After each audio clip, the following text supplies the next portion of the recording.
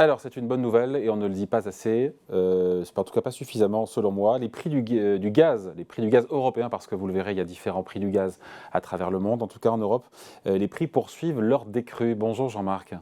Bien, bonjour David, bonjour tout le monde. Jean-Marc Vittori, bonne année Jean-Marc, Bonne année à vous. éditorialiste aux Échos.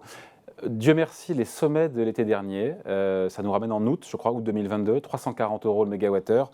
Ça paraît loin, on est aujourd'hui juste au-dessus des 70 euros. C'est donc, quand on s'est calculé, 5 fois moins élevé qu'au pire de la crise énergétique. Donc le cours du gaz, encore une fois, c'est une bonne nouvelle, a retrouvé son niveau d'avant-guerre en Ukraine. Jean-Marc, est-ce que la crise énergétique est derrière nous ou est-ce que là, je ne vais pas un peu trop vite? Euh, euh, un peu les deux, mon général.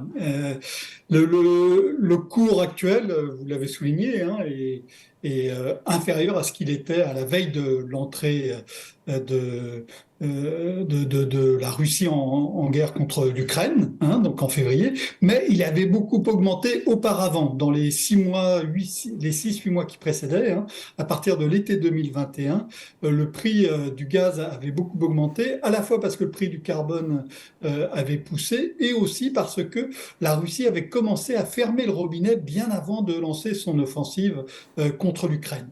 Donc le prix est un peu moins élevé qu'au moment de l'entrée de la Russie en guerre contre l'Ukraine, mais il est 3 fois plus élevé que ce qu'il était à l'été 2021. Donc, premier point. Deuxième point, il faut bien voir que c'est une conjoncture qui est exceptionnelle aujourd'hui, qui est exceptionnelle pour deux raisons. D'abord, les cuves sont pleines partout. Et en Europe, hein, tous les distributeurs européens de gaz ont fait le plein au maximum au cours de l'automne dernier parce qu'ils savaient que le gaz russe, ben, ça allait bientôt s'arrêter.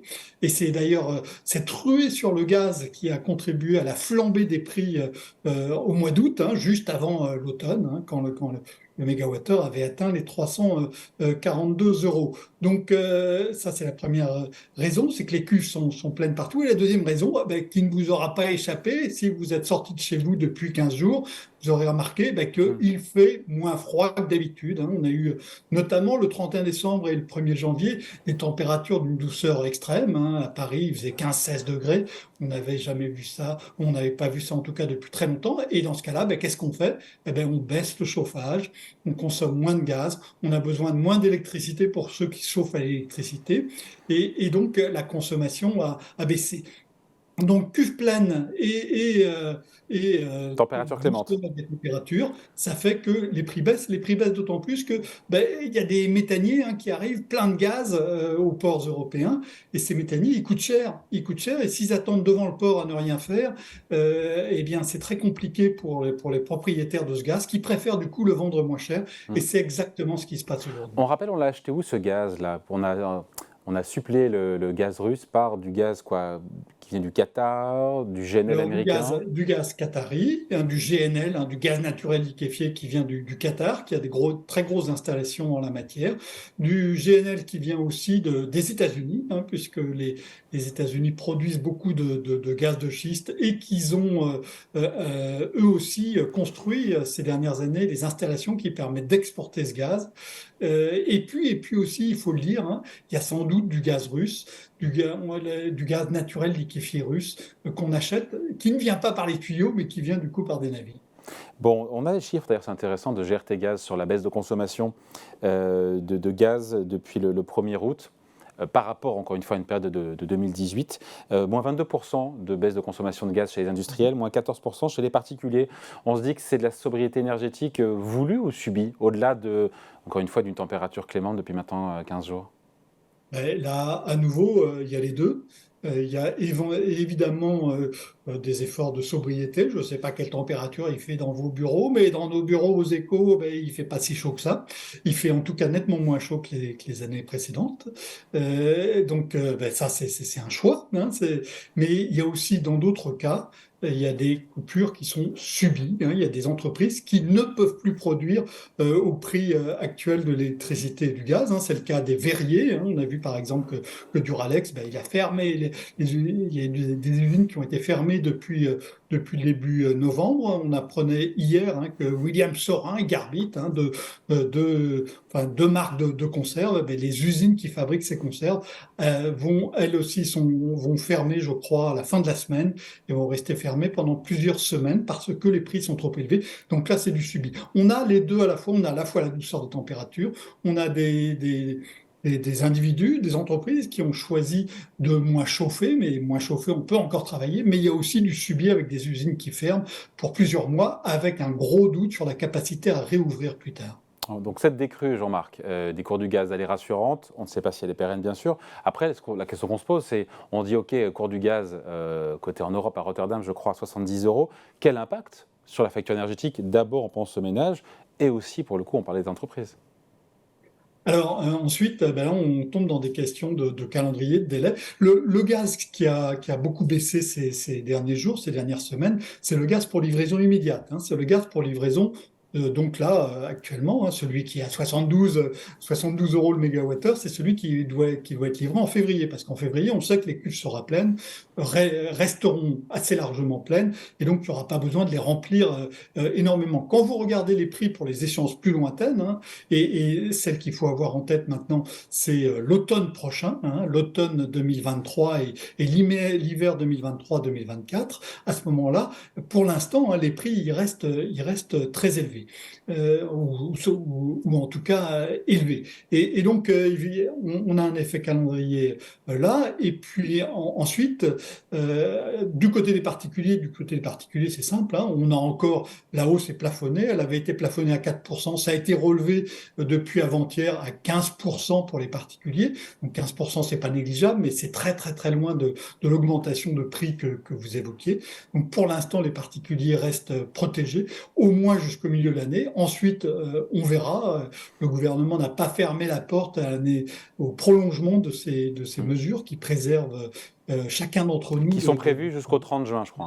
Voilà, c'est prévu jusqu'au 30 juin, mais le gouvernement a laissé entendre que si jamais les prix étaient encore complètement délirants, à ce moment-là, il envisagerait des mesures, peut-être pas à 15%, mais en tout cas, la hausse sera très lissée pour les particuliers.